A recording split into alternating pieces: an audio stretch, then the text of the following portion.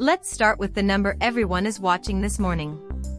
On Monday the 17th of August, 2026, the British pound is trading above the 1.3550 level against the US dollar, after briefly touching 1.3560. This is not random noise. It follows a run of softer US inflation and activity data that has forced traders to tier up their expectations for more aggressive Federal Reserve rate hikes. The pair fell to 1.3474 only days ago, so this recovery above 1.3550 is a real shift in short-term momentum. Think of 1.3550 as a trapdoor in the floor. Once price closes above it, orders that were waiting to sell that area get squeezed, and the move can accelerate. The trigger for this move is not a sudden burst of UK optimism. It is a US story. The latest consumer price inflation print eased to 2.6% year-on-year, and that follows producer price data cooling to 4.7% year-on-year. Both numbers point in the same direction. Price pressures in the American economy are losing momentum faster than many economists expected. When inflation cools, there is less reason for the Federal Reserve to keep raising interest rates aggressively. Lower expected interest rates make the US dollar less attractive to global investors, because the return on holding dollar deposits or dollar-denominated bonds looks set to shrink. That is why softer US data weakens the dollar and, by extension, lifts the pound. It is not that the UK suddenly looks brilliant, it is that the US looks less exceptional. Here is the important distinction. The pound is not climbing because traders suddenly think the Bank of England will hike aggressively.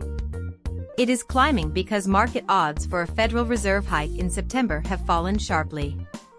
This morning's market pricing shows traders have been pricing out hawkish Fed bets.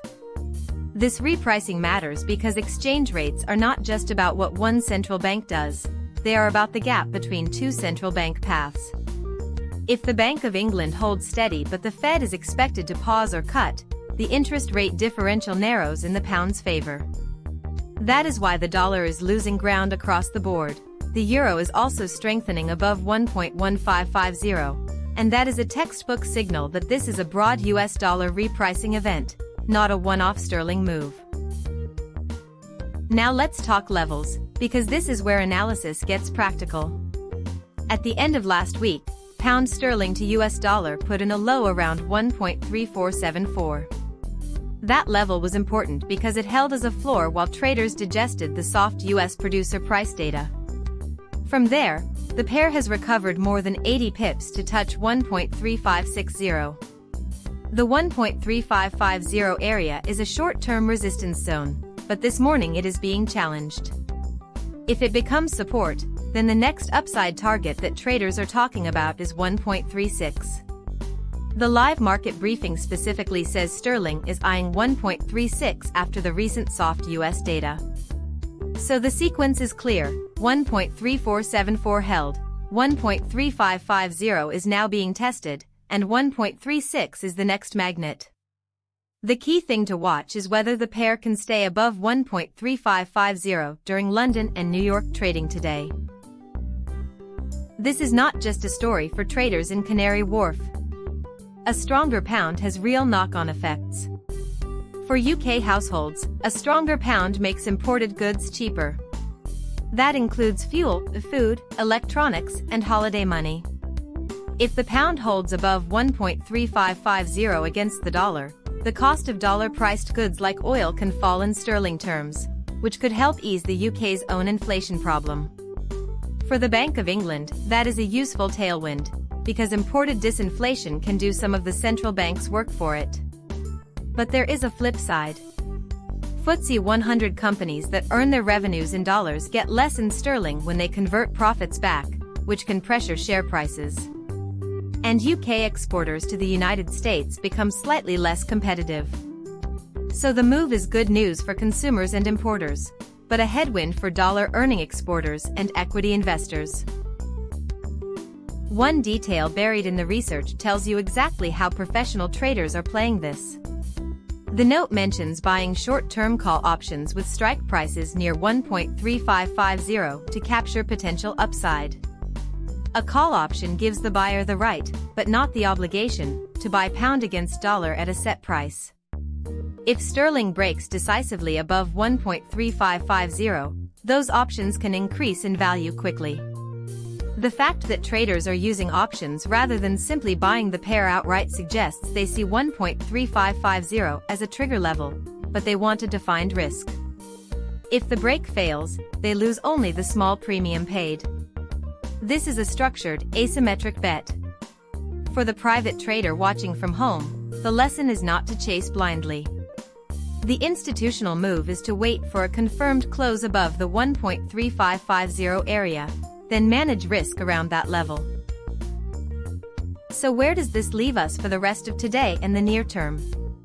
The evidence points to further upside testing of 1.36, but only if the soft US data theme continues and no Fed official pushes back hard. The live research specifically says the 1.3550 area remains an important near-term resistance zone, and that sterling is eyeing 1.36. The dollar struggled on Friday as a run of soft inflation data hit the market. Ahead of the next Fed meeting, any US data that misses expectations, jobs, retail sales, inflation, will likely keep downward pressure on the dollar. The main risk to this view is a sudden hawkish surprise from the Federal Reserve or a stronger than expected US activity report that revises hike bets. For now, the path of least resistance is higher as long as 1.3474 remains the floor on any pullback. Here is the takeaway you should remember. The British pound gathering strength above 1.3550 is not primarily a British story. It is a repricing of Federal Reserve expectations caused by softer US inflation and activity data.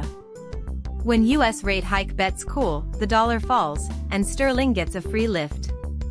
The technical triggers are clear. 1.3474 was the floor, 1.3550 is the battleground, and 1.36 is the objective. For consumers, a stronger pound may ease imported inflation. For traders, the balance of evidence favors further upside unless the data picture reverses. I will be watching whether 1.3550 flips from resistance into support by today's close. If it does, the 1.36 test could come quickly. If it does not, then the range holds and the breakout story pauses. That is the line in the sand for Monday the 17th of August, 2026.